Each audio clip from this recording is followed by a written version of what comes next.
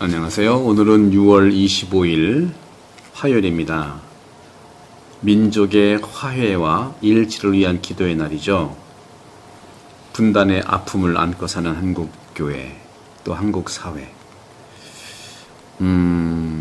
한국교회는 남북 간의 진정한 평화와 민족의 화해와 일치를 위해서 끊임없이 기도하고 노력하고 있죠. 저는 그래서 오늘 복음 말씀이 마태복음 18장 19절에서 22절인데 용서에 대한 거죠.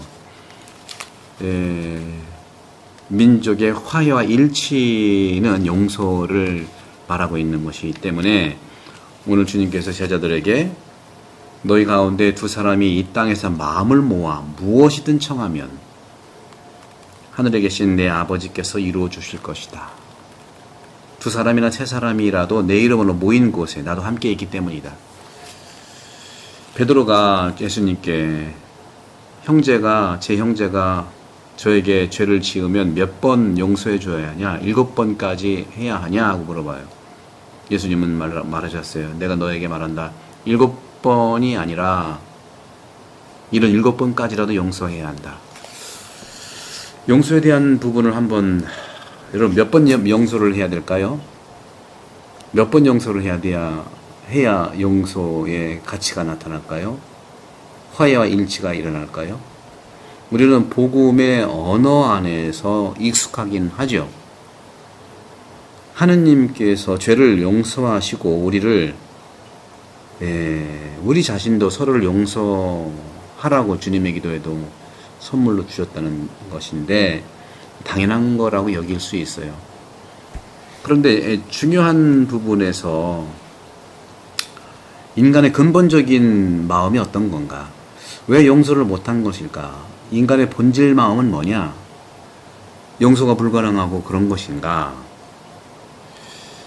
인간의 원초적인 마음은요, 사실은 의로움, 정의감이잖아요. 정의감.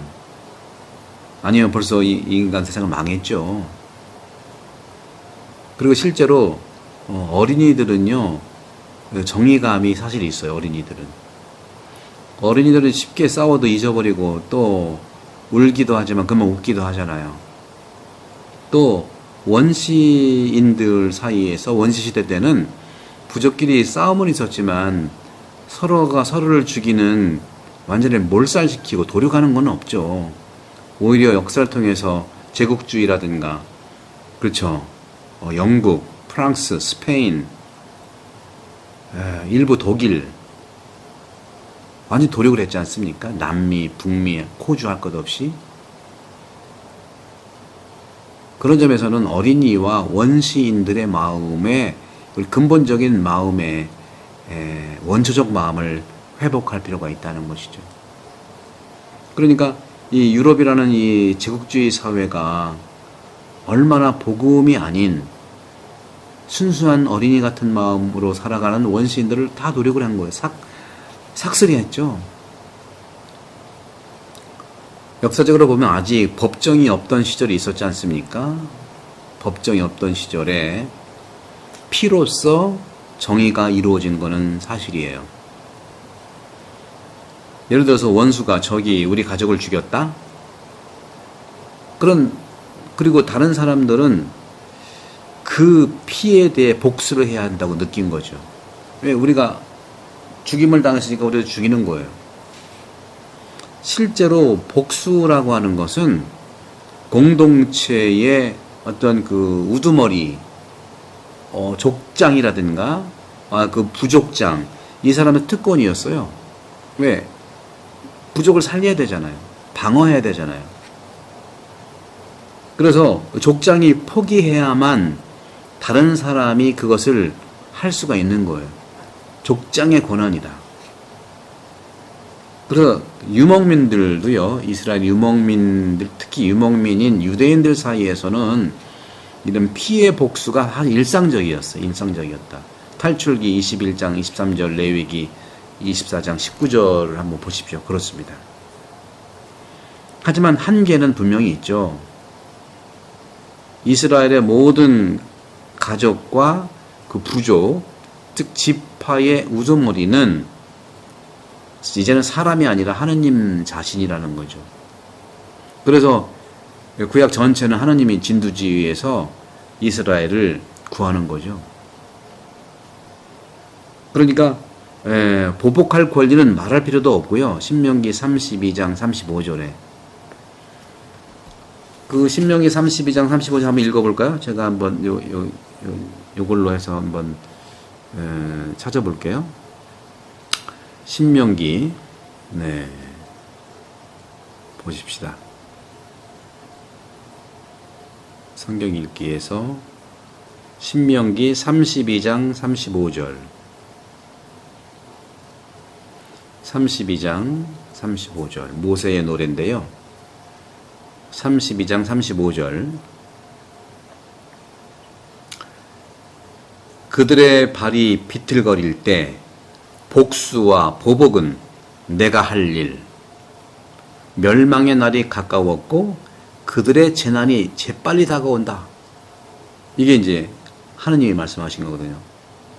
또 탈출기 21장 23절을 볼까요? 탈출기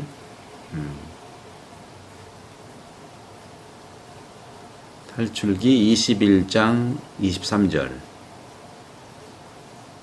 종에 관한 법인데요. 23절에 보게 되면 뭐라고 써있냐면 그러나 다른 해가 뒤따르게 되면 목숨은 목숨으로 갚아야 하고 이게 눈에는 눈, 이에는 이잖아요. 이게 그런 이유가 있어요. 이게 그 공동체의 사회이기 때문에 법에 근거를 두는 거죠. 한번 21장 23절에 그 전에 한번 볼게요.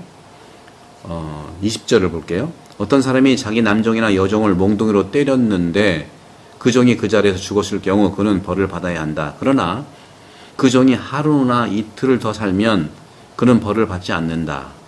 종은 주인의 재산이기 때문이다. 사람들이 서로 싸우다 임신한 여자와 부딪혔을 경우 그 여자가 유산만 하고 다른 해가 없으면 가해자는 그 여자의 남편이 요구하는 대로 벌금형을 받아야 한다. 그는 재판관을 통해서 벌금을 치른다. 23절 그러나 다른 해가 뒤따르게 되면 목숨은 목숨으로 갚아야 하고 24절에 눈에는 눈, 눈으로, 이는 이로, 손은 손으로, 발은 발로. 이거는 폭력의 상승을 막기 위한 폭력 축소가 아니라 폭력 유지, 폭력을 연결시키지 않는, 확대하지 않는 그런 법이죠. 요컨대 복수는요, 하느님께 맡겨야 한다는 말을 하는 거죠. 그것은 악을 악으로 갚으려는 원시적 정의의 원칙을 극복하는 첫 번째 단계예요. 하느님의 공의, 공적인 의로움을 신뢰하고 심판은 그분께 맡겨야 한다는 말이죠. 그래서 베드로가 7번이면 되겠습니까? 하고 묻잖아요. 복수를 하느님께 맡기는 사람은요, 누구든지 원수가 처벌받는 것을 보고 싶어 할 거예요. 예를 들어서 예언자 에레미야는 자신의 사건을 주님께 맡겨요. 에레미야서 20장 12절. 하느님의 복수를 원한다고 말합니다. 에레미야서 11장 20절. 이렇게 고대인들은요, 복수의 신성을 믿었어요. 하느님이 해주신다는 신적인 그 믿음이죠. 그리스의 네메시스는요, 모든 곳에서 유죄를 선고받은 당사자에게 비극의 빈번한 주제였어요. 시편은 또한 죄인에 대한 하느님의 형벌을 요구하는 거예요. 그래서 시편 기도가 저 원수를 죽여주세요, 물리쳐주세요 그러잖아요. 사람이 아니라 하느님께서 해달라는 거죠. 하지만 신약성서로 오면은요, 완전히 이것은 다른 모습으로 나타나요. 신약성경에서는요, 이 하느님의 복수가 새롭고도 예상치 못한 찬란함, 즉 빛으로 나타난다는 거죠. 모든 결과와 함께 자신에게 심각한 영향을 미치는데 우리가 서로를 용서할 때에도 이런 일이 일어난다는 것이죠. 우리가 바로 악이라는 것을 인식하는 거죠. 그렇지만 악인 것을 인식하지만 받아들이라는 겁니다. 그리고 결과를 자유롭게 직시하라는 거예요. 예를 들어서 사람들이 우리 돈을 훔쳤나요? 또 그들이 내 명예를 손상시켰나요? 이런 죄를 지은 사람들은 고통을 당해야 해요. 하지만 우리는 용서함으로써 고통을 받는다는 거죠. 용서도 고통이에요. 그렇잖아요. 저놈 되갚아가지고 눈에는 눈, 얘는 해야 되는데 아무것도 안 한다? 고통이죠. 어렵죠. 많은 경우가 그래요. 정말 어려워요. 때로는 조금 덜할 때도 있긴 있어요. 어쨌거나 하지만 우리는 하느님께서 행하시는 대로 행하는 만족감을 느끼라는 겁니다. 그러면서 예수님께서 말씀하시죠. 7번까지 하는 것이 아니라 77번까지라도 용서해야 된다고 말씀하시잖아요. 레오나르도 톨스토이 러시아의 문학가는 악을 악으로 갚지 말라는 경고의 복음을 열렬히 전파했어요. 톨스토이의 작품들이 다작을 했는데 거의 신약성경에 예수님의 이러한 그 악으로 갚지 말고 용서와 사랑의 전파자이죠. 톨스토이 이야기에서 가장 좋아하는 주제가 바로 자신이 저지른 악을 용서받는 사람들이 선으로 개종하는 거라는 거예요. 선으로 회개한다는 거예요. 이게 대속이죠. 예수님께서 우리 죄를 갚아줌으로써 우리가 선으로 회개한다는 거예요. 저 종소리 기도하면서 회개의 종소리잖아요. 같지만 사실 현실을 보면 항상 그런 건 아니에요. 악용하는 게 얼마나 많다고요. 많은 범죄자들은요, 아무도 그 범죄자들을 처벌하지 않기 때문에 계속해서 악행을 저지르고 있는 거거든요. 대중 속담에 따르면 모든 악에는요, 그것을 행하는 사람과 그것을 허용하는 사람이 있어요. 악은 악에게 행하라. 또 악을 허용하도록 둬라. 그렇다면 우리는 어떻게 해야 되나요? 항상 용서해야 한다는 것이 정말 사실이고 현실이고 그게 정말 우리에게 해방과 자유가 올까요? 지혜는 이렇게 대답을 합니다. 용서는 다른 사람을 사랑하는 것을 말한다는 거예요. 사랑하는 것. 참 쉽지 않죠. 하지만 때로는 그와 사회를 위해서 용서하는 것보다 처벌이 더 낫기도 해요. 사람은 두려움을 가지고 있기 때문에 그렇죠.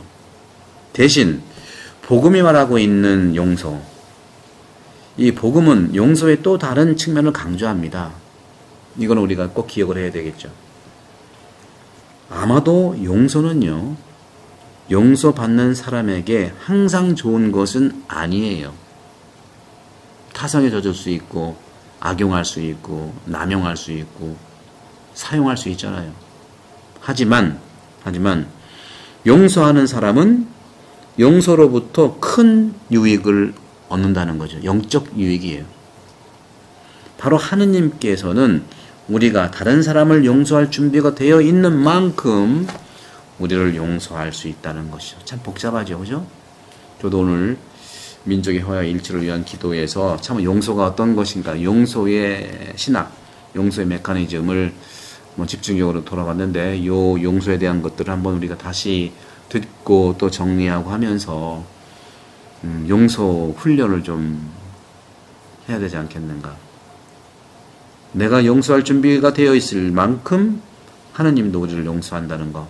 따라서 내가 용서하면 하느님의 용서의 축복을 끌어낸다는 것이죠. 복음 선포, 구독 부탁드리고요. 다시 말씀드립니다. 그래서 영혼 돌봄을 하면은 이 책 여러분들 다시 이 책으로 또 읽고 하면서 용서의 축복이 올까 하고요. 저는 이 책을 점점 이제 제가 우리 본당은 올해가 60주년인데 한번 더 시간을 보고요. 그리고 시간이 된다면 이제 북콘서트도 한번 계획을 해서 올 한해 이 책을 많이 보고만은 이게 용서 영혼들 보면 용서의 축복을 얘기하는 거거든요. 그렇게 여러분도 많이 구독 선교 하시듯이 이 책 좀 많이 홍보해 주시고 이 책으로 많은 분들이 민족의 화해와 일치를 위한 어떤 작은 겨자씨를 뿌리는 것이라고 생각하면서 작은 겨자씨로서의 이 책을 많이 사랑해 주시면 감사하겠습니다. 성부와 성자와 성령께서는 여러분 모두를 강복합니다. 감사합니다.